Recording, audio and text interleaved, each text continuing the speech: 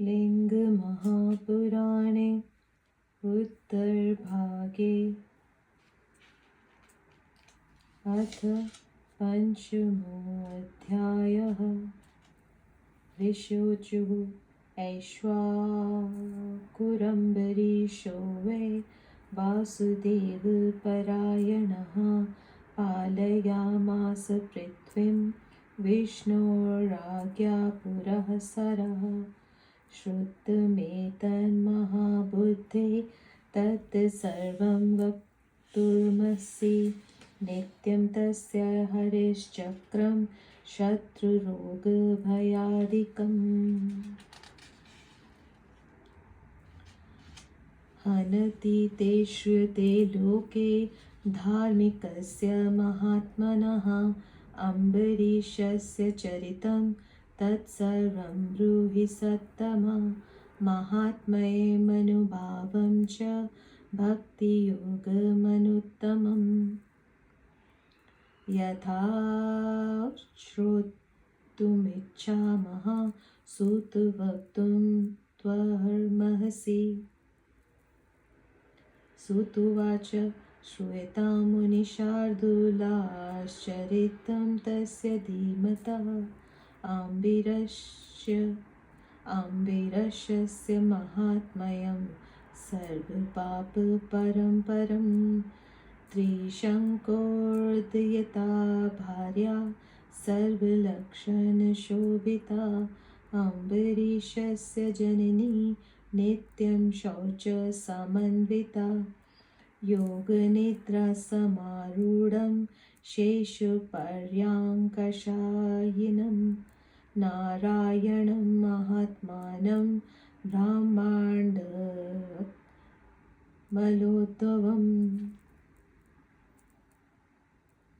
ब्रह्माण्डकमलोद्भवं तमसा कालरुद्राख्यं रजसा कनकाण्डजं सत्त्वेन सर्वाङ्गं विष्णुं सर्वदेव नमस्कृतम्। आचार्यमास सततं वाङ्मनः कायकर्मभिः माल्यदानादिकं सर्वं स्वयमेवमचीकरत्। गन्धादिपेक्षणं चैव धूपद्रव्यादिकं तथा भूमेरालेपनादीनि हविषां पचनं तथा तत्कौतुकसमाविष्टा स्वयमेव चकार सा। शुभा पद्मावती नित्यं वाचा नारायणेति वै। अन्तेत्येव सा नित्यं भाषमाणा पतिव्रता 10 वर्षसहस्राणि तत्परेणान्तरात्मना। आचार्यामास गोविन्दं गन्धपुष्पादिभिः शुचिः विष्णुभक्तान् महाभागान् सर्वपापविवर्जितान्। दानमानार्चने नित्यं धनरत्नैरतोषयत्। ततः कदाचित् सा देवी द्वादशीं समुपोष्य वै हरेराग्रे महाभागा सुष्ठुवापपतिना सह। तत्र नारायणो देवस्तमः पुरुषोत्तमः। किमिच्छसि वरं भद्रे मतस्तवं ब्रूहि भामिनि। सा दृष्ट्वा तु वरं वरे पुत्रो मे वैष्णवो भवेत्। सार्वभौमो महातेजः स्वकर्मनिरतः शुचिः। तथत्युक्त्वा ददौ तस्यै फलमेकं जनार्दनः। सा प्रबुद्धा फलं दृष्ट्वा भद्रे सर्वं न्यवेदयत्। भक्षयामास संहृष्टा फलं तद्गतमानसा। ततः कालेन सा देवी पुत्रं कुलविवर्धनम् आसूत सा सदाचारं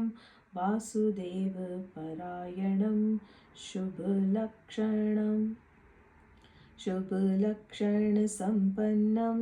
चक्राङ्किततनूरुहम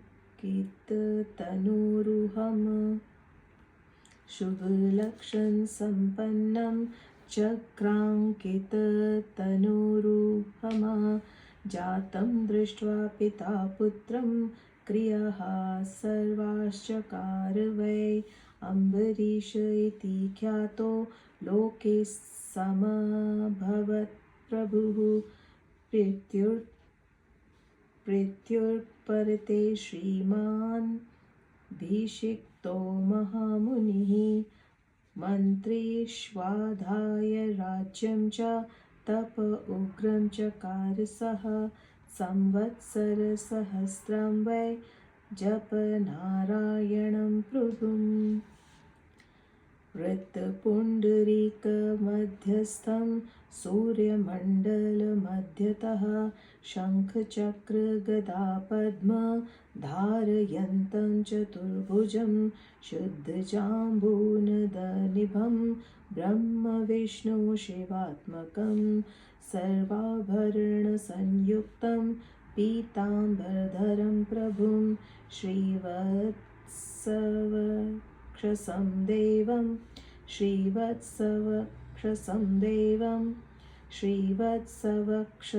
देवं पुरुषं पुरुषोत्तमं ततो गरुडमारुह्य सर्वदेवैरभीष्टुतः आजगाम स विश्वात्मा सर्वलोकनमस्कृतः ऐरावतमिवाचिन्त्यं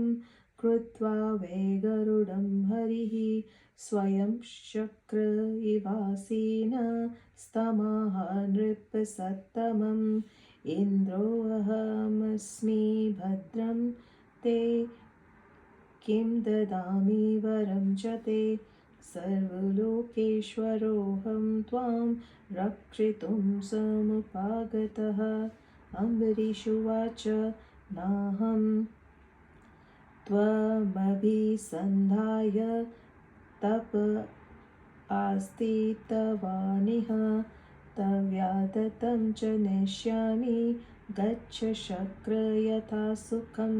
मम नारायणो नाथ स्तन्नमामि जगत्पतिम् गच्छेन्द्रमा कृतास्तत्त्वत् मम बुद्धिविलोपनं ततः प्रहस्य भगवान् स्वरूपमकरोद्वरी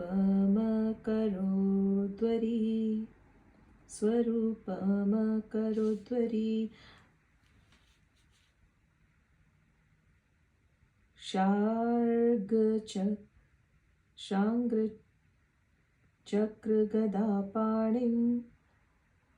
षाडं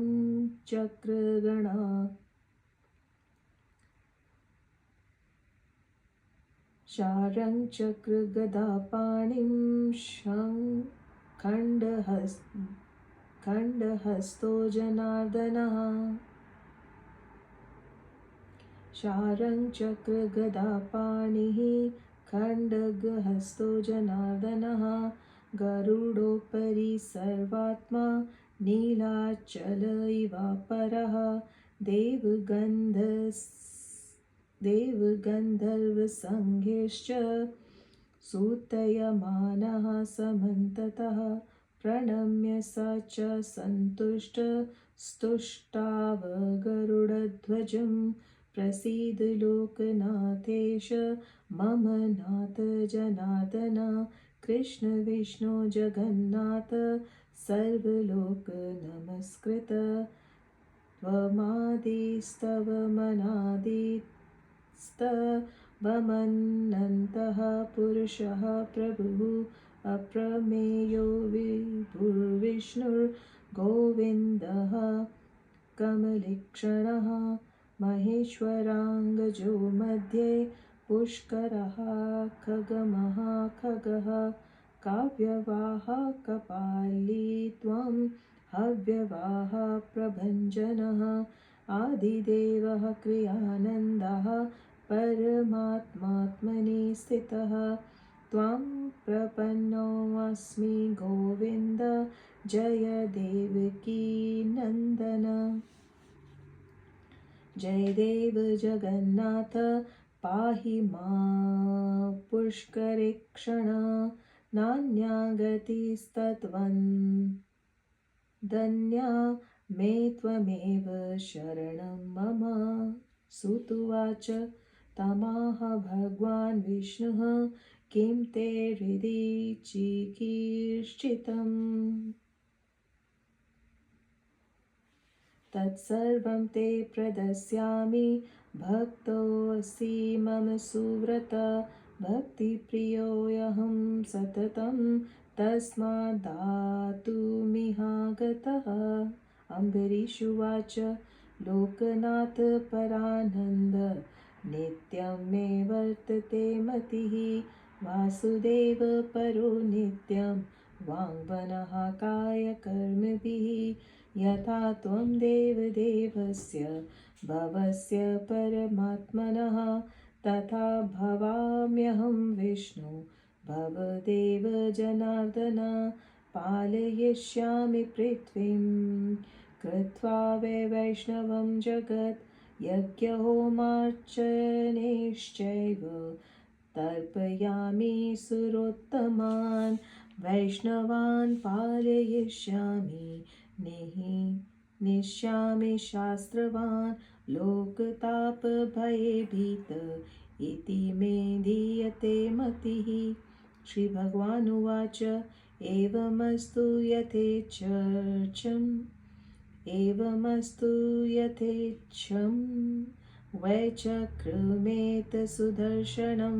पुरा रुद्रप्रसादेन लब्धं वैदुर्लभं मया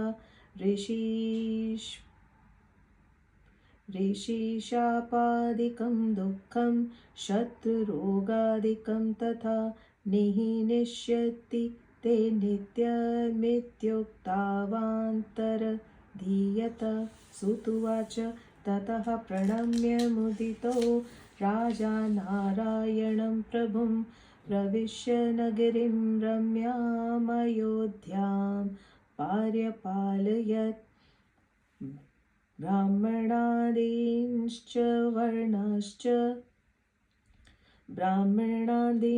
वर्णांश्च स्वस्वकर्मण्ययोजयत् नारायणपरो नित्यं विष्णुभक्तान् कल्मषान् पालयामासरिष्टात्मा विशेषेण जनाधिपः अश्वमेधशतैरिष्ट्वा वाजपेयशतेन च पालयामास पृथ्वीं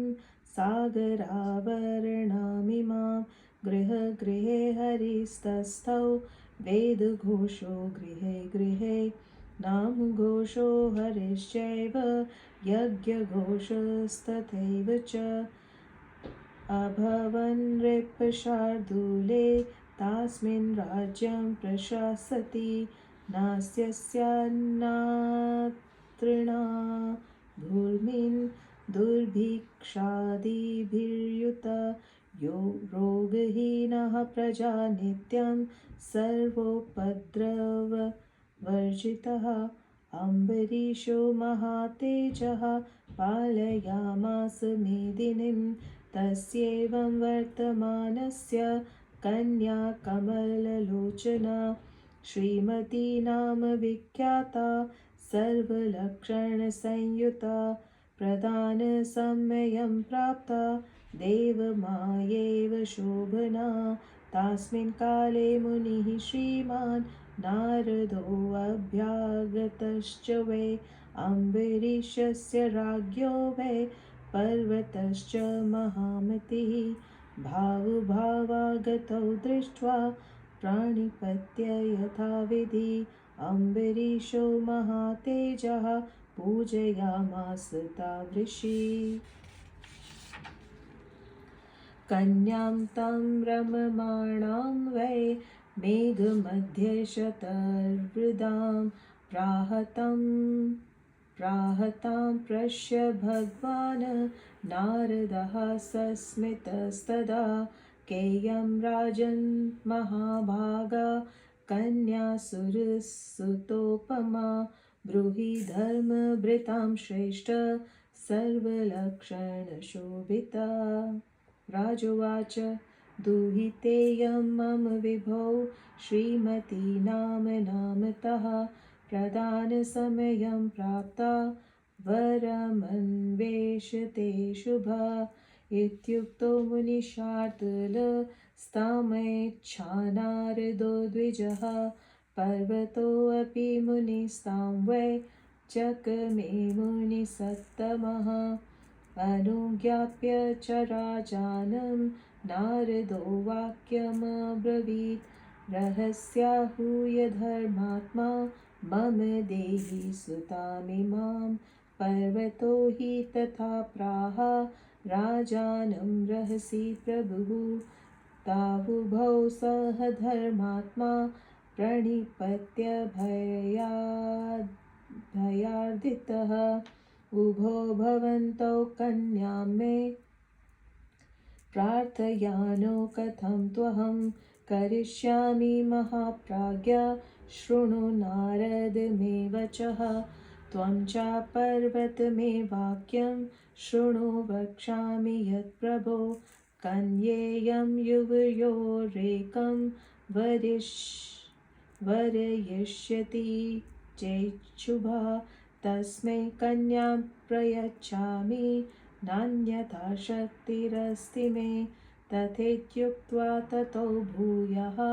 शवो यास्याव इति स्मः। इत्युक्त्वा मुनिशार्दूलो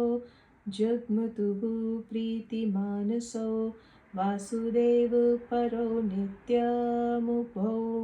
ज्ञानविदाम्बरो। विष्णुलोकं ततो गत्वा नारदो मुनिसत्तमः प्रणिपत्य ऋषिकेशं वाक्यमेतदुवाचः। श्रोतव्यमस्ति भगवन्नाथ नारायण प्रभो रहसि त्वां प्रवक्ष्यामि नमस्ते भुवनेश्वर। तथा प्रहस्य गोविन्दः सर्वानुत्सार्य तं मुनिं ब्रूहीत्याह च विश्वात्मा मुनिराह च केशवं। त्वदीयो नृपतिः श्रीमान् अम्बरीशो महीपतिः तस्य कन्या विलाक्षाक्षी श्रीमती नामतः परिणेतुमनस्तत्र गौतमस्मि वचनं शृणु। परिणेतुमनस्तत्र गतोऽस्मि वचनं शृणु। पर्वतोऽयं मुनिः श्रीमांस्तव भृत्यस्तपोनिधिः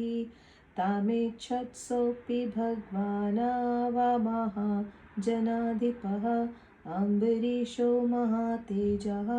कन्येयं युवयोर्वरम् लावण्ययुक्तं वृणुयाद्वती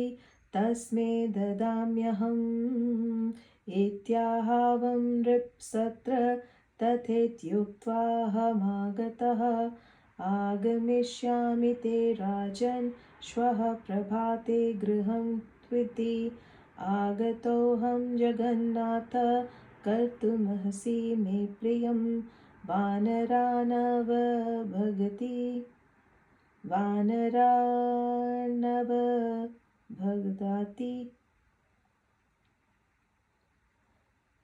पर्वतस्य मुखं यथा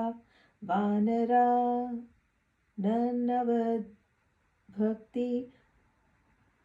पर्वतस्य मुखं यथा तथा कुरु जगन्नाथ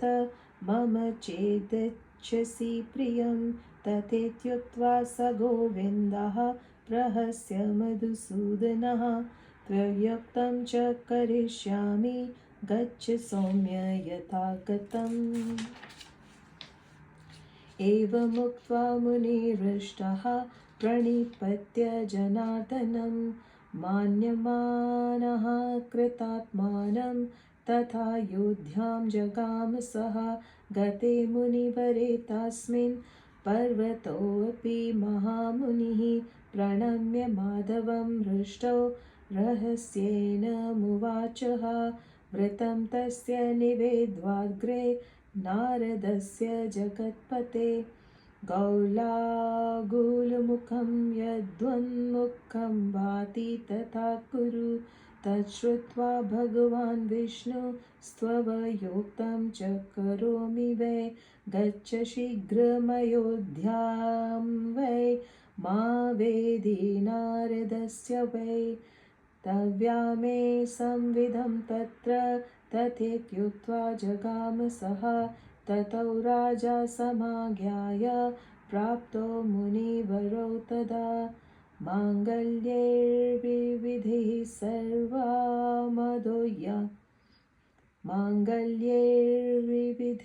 सर्वा मायोध्यां ध्वजमालिनीं मण्डयामास पुष्पैश्च लाजैश्चैव समन्ततः अम्बुसिक्तगृहद्वारां सिक्तापणमहापथां दिव्यगन्धरसोपेतां धूपितां दिव्यधूपकैः कृत्वा च नगरीं राजा मण्डयामास तां सभां दिव्यगन्धैस्तथा धूपे रत्नैश्च विदितैस्तथा अलङ्कृतां मणिस्तभ्यैर्नानामल्योपशोभितां पराधर्यास्तरणोपेतैर्दिव्यैर्भद्रासनैर्वृतां कृत्वा नृपेन्द्रस्तां कन्यां हादाय प्रविवेशः सर्वाभरणसम्पन्नां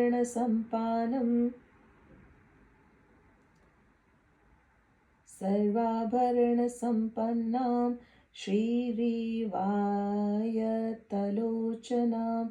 करसम्मितिमध्याङ्गीं पञ्चस्निग्धां शुभाननां स्त्रीभिः परिवृतां दिव्यां श्रीमतीं संश्रितां तदा सभा च सा भूपतेः स्मृद्धा मणिप्रवेक्तम्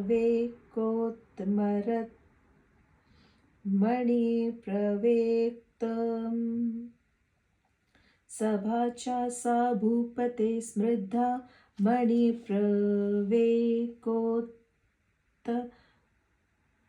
मणिप्रवेकोत्तं रत्नचित्रा न्यस्तास्ना माल्यवती सुबुद्धा तमायुस्ते नरराजवर्गः अथापरो ब्रह्मवरात्मजो हि त्रैवेद्यविद्धो भगवान् महात्मा सपर्वतो ब्रह्मविदां वरिष्ठो महामुनिर्नारद आजगाम तावगतो समीक्ष्याथ राजा सम्भ्रान्तमानसः दिव्यमासनमादाय पूजयामास उभौ देवऋषिसिद्धौ तावुभौ ज्ञानविदां वरौ समासीनौ महात्मानौ कन्यार्थं मुनिसत्तमौ तावुभौ प्रणिपत्याग्रे कन्यां तां श्रीमतीं शुभां सुतां कमलपत्राक्षीं प्राह राजा यशस्विनीम् अनर्योऽयं वरं भद्रे मनसा त्वमिहेच्छसि तस्मै मालामिमां देहि प्रणिपत्य यथाविधि एवमुक्त्वा तु सा कन्या स्त्रीभिः परिवृता तदा मालां हिरण्मयीं दिव्या मादाय शुभलोचना यत्रासीनो महात्मानो तत्रागम्य स्थिता तदा वीक्ष्यमाणा मुनिश्रेष्ठो नारदम् पर्वतं तथा शाखामृगाननं दृष्ट्वा नारदं पर्वतं तथा गौलाङ्गुलमुखं कन्या किञ्चित् त्राससमन्विता सम्भ्रान्तमानसा तत्र प्रवातकदली यथा तस्थौ तमाह राजसौ वत्से किं त्वं करिष्यसि अनयोरेकमुद्दिश्य देहि मालामिमां शुभे सा प्राह पितरं त्रस्ता इमौ तौ नरवानरौ मुनिश्रेष्ठं न पश्यामि नारदं पर्वतं तथा अन्योर्मध्यतस्तवेकमून षोडशवर्षिकं सर्वाभरणसम्पन्न मत्सि पुष्पसन्निभं दीर्घबाहुं विशालाक्षं तुङ्गोरस्थलमुत्तमम्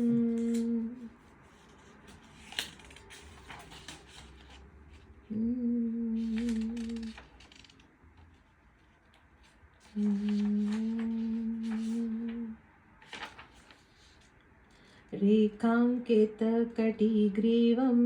रक्तान्तायतलोचनं नम्रचापानुकरण पटुभ्रूयुगशोभितं विभक्तत्रिवलिव्यक्तं नाभिव्यक्तशुभोदरं हिरण्याम्बरसंवितं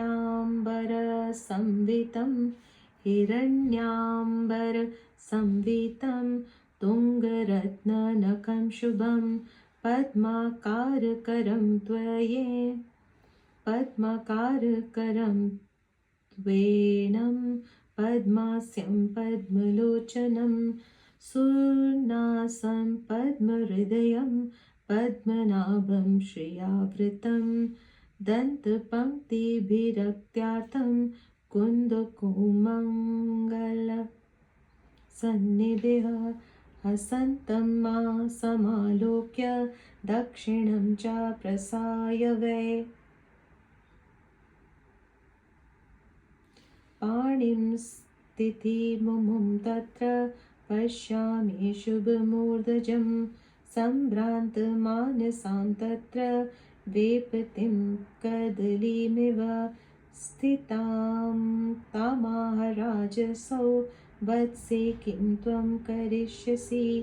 एवमुक्ते मुनिः प्राह नारदः संशयं गतः कियन्तो बाहवत्स्तस्य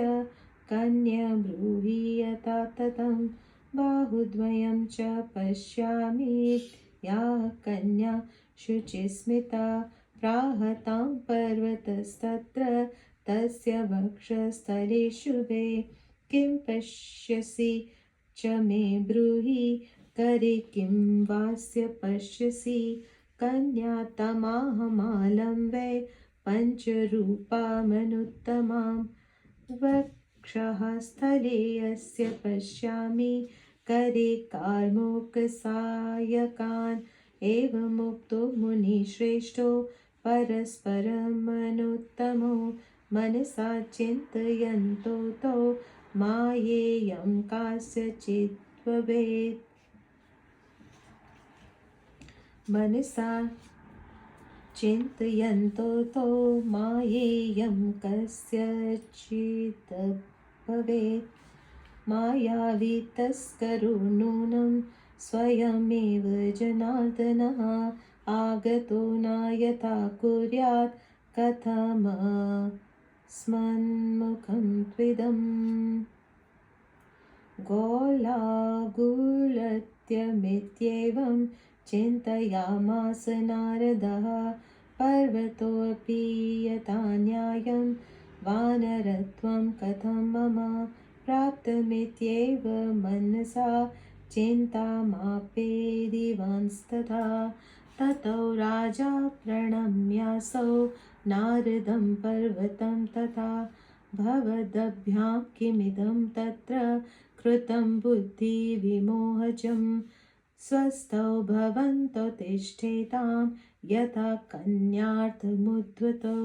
एवमुक्तो मुनिश्रेष्ठो नूपुमुच्युतरुल्बणो त्वमेव मोहं कुरुषे नावामिह कथञ्चन आवयोरेकमीशा ते वरयद्वेवमाचिरं ततः सा कन्यकायुः प्रणिपत्येष्टदेवतं मायामादाय तिष्ठन्तं तयोर्मध्ये समाहितं सर्वाभरणसंयुक्तं तसि पुष्पसन्निभम् सर्वाभरणसंयुक्तं तसि पुष्पसन्निभं दीर्घबाहुं सुपुष्टाङ्गं कर्णातायतलोचनं पूर्ववत् पुरुषं दृष्ट्वा मालां तस्मै ददौ हि सः पूर्ववत् पुरुषं दृष्ट्वा मालां तस्मै ददौ हि सा अनन्तरं हि सा कन्या नादृष्टा मनुजैः पुनः ततौ नादः समभवत किमेतदिति विस्मितौ तामादाय गतौ विष्णुः स्वस्थानं पुरुषोत्तमः पुरा तदर्थमानिशं तप्त्वा वराङ्गना श्रीमती सा समुत्पन्ना सागता च तथा हरिं तावुभौ मुनिशार्दूलो धिक्कृतावती दुःखितौ वासुदेवं प्रति तदा जग्मतुर्भवनं हरिः तावगतौ समीक्ष्याः श्रीमतीं भगवान् हरिः मुनिश्रेष्ठो समायातौ गुहुस्वात्मानमत्र वै मुनिश्रेष्ठो समायातो गुहुस्वात्मानमत्र वै तथेत्युक्त्वा च सा देवी प्रहसन्ती चकारः नारदः प्रणिपत्याग्रे प्राह दामोदरं हरिं प्रियं हि कृतवानद्य मम त्वं पर्वतस्य हि त्वमेव नूनं गोविन्द कन्यां तां वृतवानसि।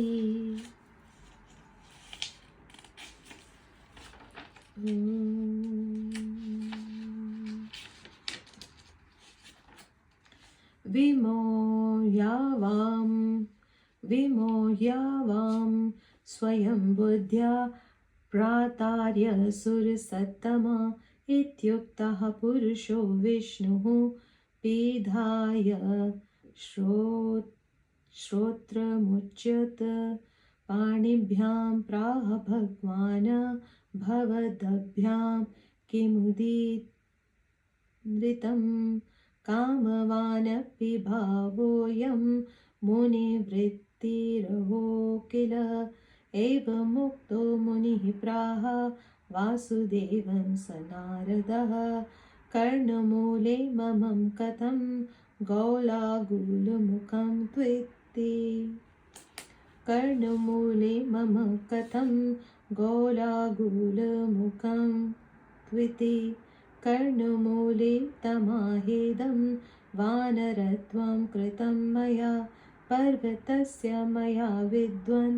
गौलागुलमुखं तव मया तव कृतं तत्र प्रियार्थं नान्यथा त्विति पर्वतोऽपि तथा प्राह तस्याप्येवं जगादसा शृण्वतोरुभयोस्तत्र प्राह दामोदरो वचः प्रियं भवद्भ्यां कृतवान् सत्येनामा प्रियं भवद्भ्यां कृतवान् सत्येनात्मानमालभे नारदः प्राह धर्मात्मा आवयोर्मध्यतः स्थितः धनुष्मान पुरुषः कोऽथ तां हृत्वा गतवान् किल तच्छ्रुत्वा वासुदेवोऽसौ प्राहतौ मुनिसत्तमो मायावीनो महात्मनो बहवः सन्ति सत्तमः तत्र सा श्रीमती नूनं दृष्ट्वा मुनिसत्तमो चक्रपाणिरहं नित्यं चतुर्बाहुरिति स्थितः तां तथा नाहमेच्छं वै भवद्भ्यां विदितं हि तत् इत्युक्तो प्रणिपत्येन मूर्च्छितुः प्रीतिमानसो कौवद्रोषसतविभौ नारायण जगत्पते दौरात्मयं तन्नृपस्यैव मायां हि कृतवानसौ इत्युक्त्वा जग्मतुस्तस्मान् मुनिनारदपर्वतो अम्बरीशं समासाद्य शापनेन मयोजयत् नारदः पर्वतस्यैव यस्मादावामिहागतो आहूय पश्चादन्यस्मै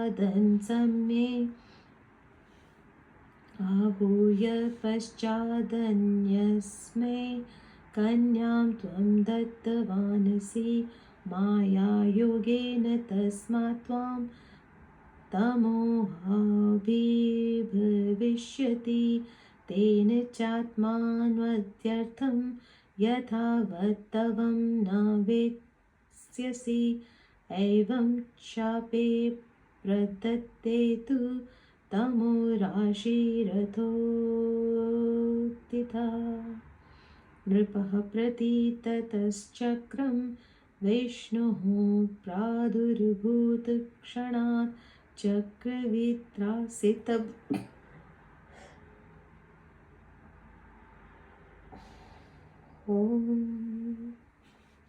नृपं प्रति ततश्चक्रं विष्णुः प्रादुर्भूतक्षणात् चक्रवित्रासितं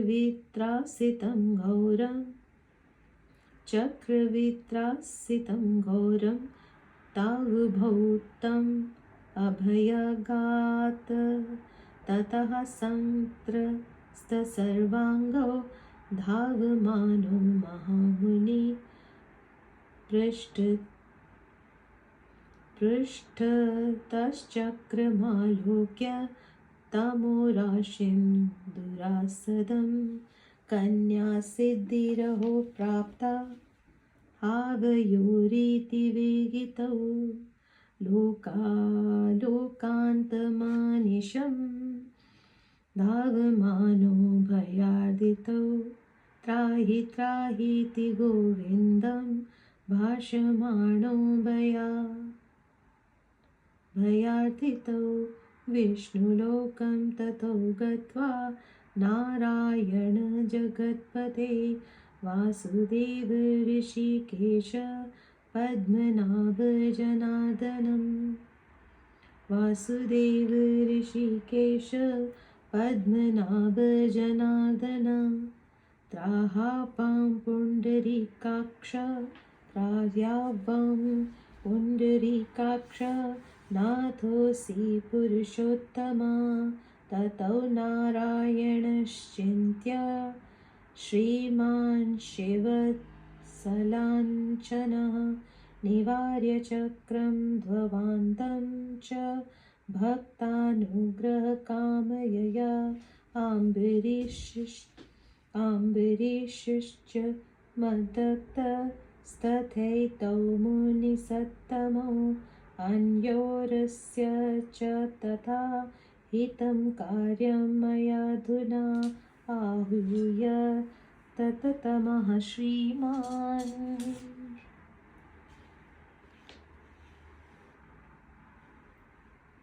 आयुः तत्तमः श्रीमान् गिरा प्रह्लादयन् हरिः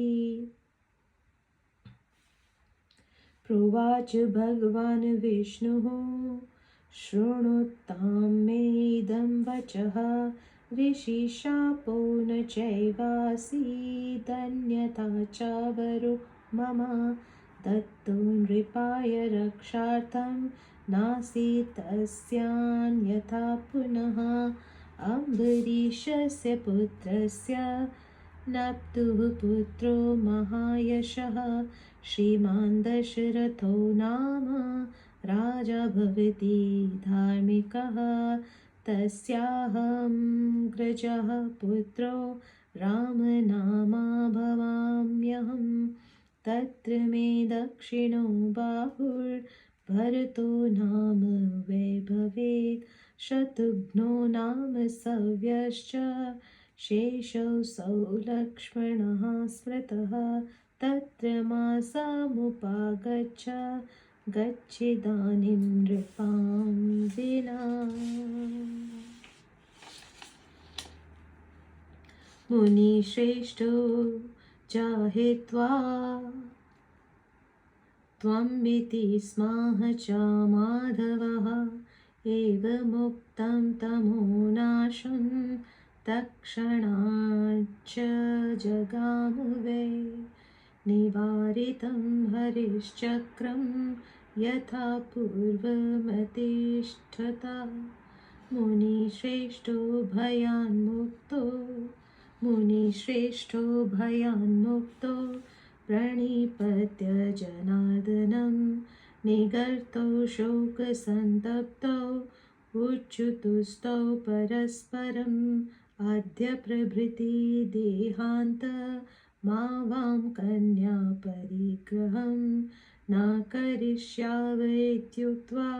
प्रतिज्ञाय च तावृषि योगध्यानपरो शुद्धो यथा पूर्वं व्यवस्थितौ अम्बरीषश्च राजसौ परिपालय च मेदिनीं सभृत्या ज्ञातिसम्पन्नो विष्णुलोकं जगाम वै मनार्थम्बरीषस्य तथैव मुनिसिंहयो रामो दाशरथिर्भूत्वा नात्मवेदीश्वरो अभवत् मुन्यश्च तथा सर्वे भृगवाद्या मुनिसत्तमः माया न कार्या विद्वद्भिरित्याहुः प्रेष्यतं हरिं नारदः पर्वतश्चैव चिरं ज्ञात्वा विचेष्टितं मायां विष्णुर्विनिधेव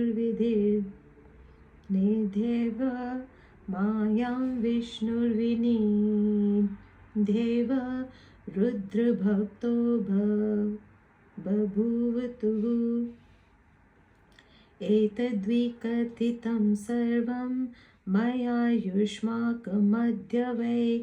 अम्बरीषस्य महात्म्यं मायावेत्तवं च वै हरिः यः पठे शृणुयाद्वापि श्रावयेद्वापि मानवः मायां विसृज्य पुण्यात्मा रुद्रलोकं स गच्छति इदं पवित्रं परमं पुण्यं वेदैरुदीरितं सायं प्रातः पठे नित्यं विष्णुः सायुज्यमाप्नुयात् इति श्रीलिङ्गमहापुराणे उत्तरभागे श्रीमद्याख्यानं नाम पञ्चमो अध्यायः।